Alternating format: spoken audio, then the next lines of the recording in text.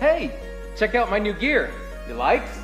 I want to invite you to imagine with me for a moment all the lives I'll now be able to impact as I wear this in public.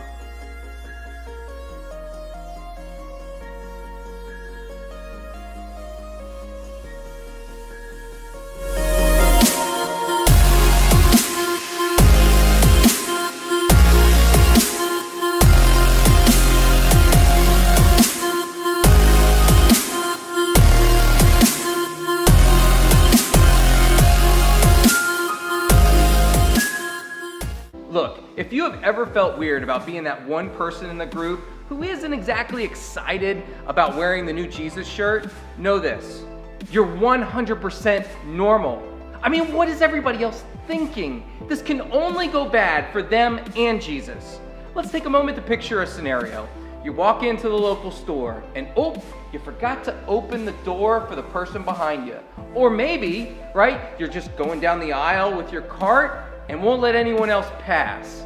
Maybe you get help from somebody and you forget to say thank you. Maybe you have the wrong expression on your face. Maybe your shirt isn't tucked in, your shoes aren't tied. Maybe you brought those two bratty kids with you, and in good parent form, you snap at them so loud so that everybody 3 aisles over can hear you.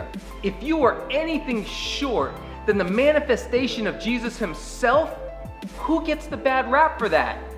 Pretty much every Christian on planet Earth. And before you start telling me about that one time you were at that busy intersection and you saw a pregnant woman about to get hit by a car, so you swooped in, saved her, then all the pedestrians flocked to you and admired your bravery, saw your shirt and said, man, what must I do to be saved? For every one thing you got right, you did 50 other things to piss somebody off. That's the reality. But hey, at least at 50-1 odds, you're probably bearing better fruit than that fish on the back of your car. But hey, I get it. You love Jesus and you're not afraid to represent him wherever you go. That's awesome. I'm not ashamed of my faith either. In fact, here are some ideas for the rest of us who really want to represent Jesus well, but don't want to use a hat, sign, decal, bumper sticker, or bullhorn to do it. Let's start by doing something nice for somebody with no strings attached. I'll even let you throw in that little God bless you at the end if you want. Just don't do that wink, that was weird. Since many of us will spend half our life in lines, try starting a conversation with someone standing next to you. Genuinely take an interest in who they are and what they like, without trying to swing the conversation toward God or an invite to church. Newsflash, people aren't stupid. As soon as you bring up church or God, they're going to know that the only reason you are being nice to them in the first place is because you have an agenda. You can also compliment or encourage someone as you see random opportunities to do it. Again, no strings and no Jesus talk. Just go out there and love people and be observant of your surroundings. Sometimes those conversations will naturally lead to deeper talks. Sometimes they won't, and that's okay too. If you think your actions must be accompanied by an invitation to church or a presentation of the spiritual laws in order to be successful, you're missing what matters most. I mean, a world filled with Christians who are going out there and loving others for no other reason than because that's what Jesus did and that's what he calls us to do, will speak infinitely louder than any obnoxious apparel we can put on. You know, it's easy to get caught up in thinking about how we might share our faith with strangers.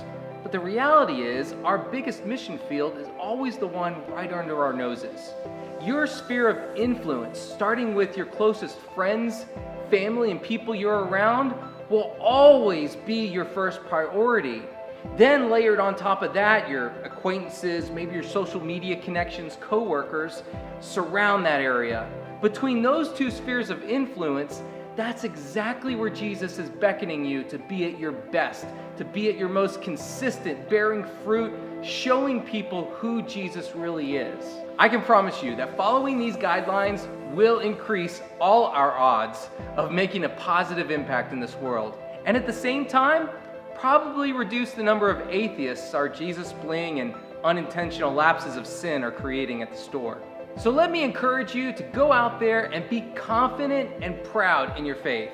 Look for opportunities to serve, but don't look so far out that you miss what Jesus is putting right before you.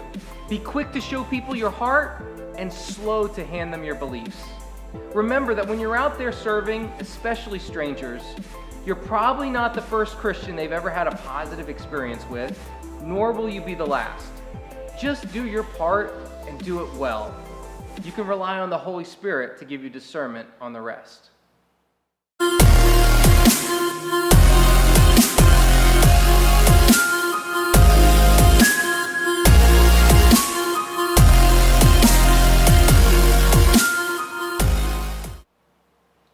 Dude, these were like $20 each. Next time we're gonna have to talk about being a good steward with your money.